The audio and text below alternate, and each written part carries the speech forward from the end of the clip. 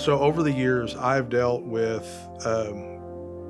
now multiple generations of family.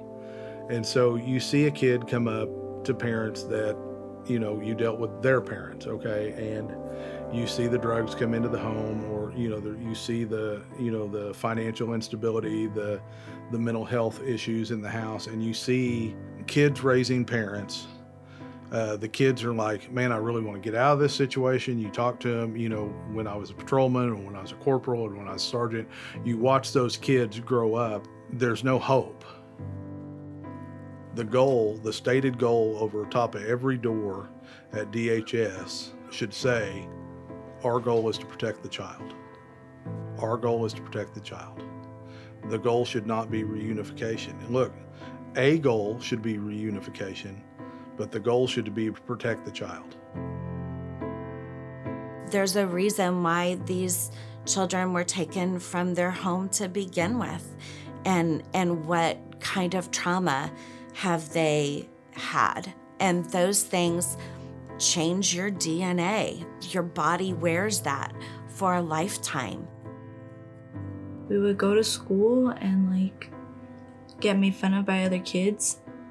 They would say that we were smelly or dirty, or we would always have lice because we had nobody to take care of us. A lot of times it was just us, and we were pretty lonely. They come into the home afraid, only basically thinking of themselves, because they have to. They have to think of themselves to survive. That is what they've had to do since childhood, since birth, to the point where they're the teenager now. That was a mechanism to survive. And so what we get to do is help them take off that armor, understand what vulnerability is, and understand that we can help them. And it's okay to need help.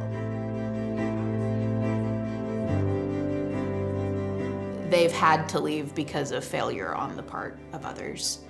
And I think that's part of why this home is so important, and outreach to these girls is so important, because I think oftentimes they need to know it wasn't because of something you did, or because of who you are, or because you're not wanted, because we see you and we want you and we love you.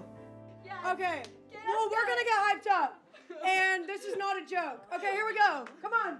Oh, I don't know about you, but I'm feeling 22.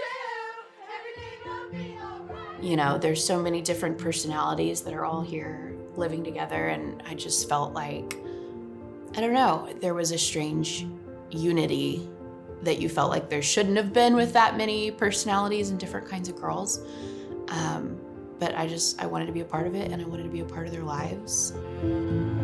What I love about Tulsa Girls Home is when we're faced with a challenge, it's not like that problem is too big or the system isn't set up that way. No, you're human.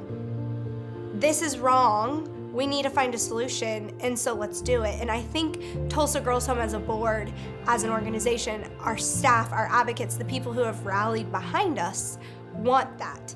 We are tired of seeing girls, kids in foster care not succeed, not have home, not have hope.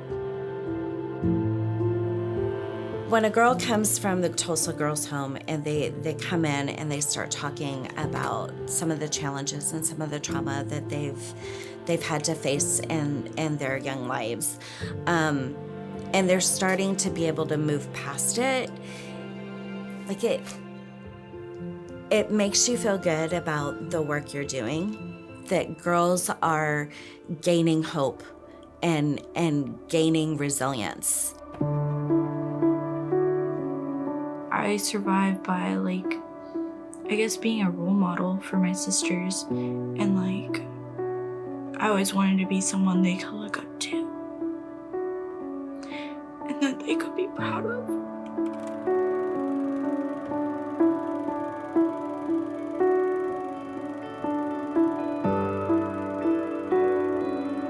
If I could tell myself when I lived at the shelter where I would be today, I don't think my past self would have believed it. I think I would have been angry, been like, Why are you putting that in my face? Why are you telling me something that can never happen? I think it would have been a dream. It would have had to been a miracle or something. I think that this is really needed, and I love that I've had this opportunity to partner with the Tulsa Girls Home, because it is making a huge impact on our community. I see them come to Tulsa Girls Home, worn out, exhausted, just wanting to give up. You slowly take one chunk of the problem, one piece of the problem, and start chipping at it. Start chipping at that anger. Start chipping at that fear, that nightmare, everything they've been holding inside, and it finally just breaks. You know, that's really where victory begins. And that's where freedom begins. But when I get to see a Tulsa Girls Home girl love herself enough to then be able to love someone else, hands down, do it every day.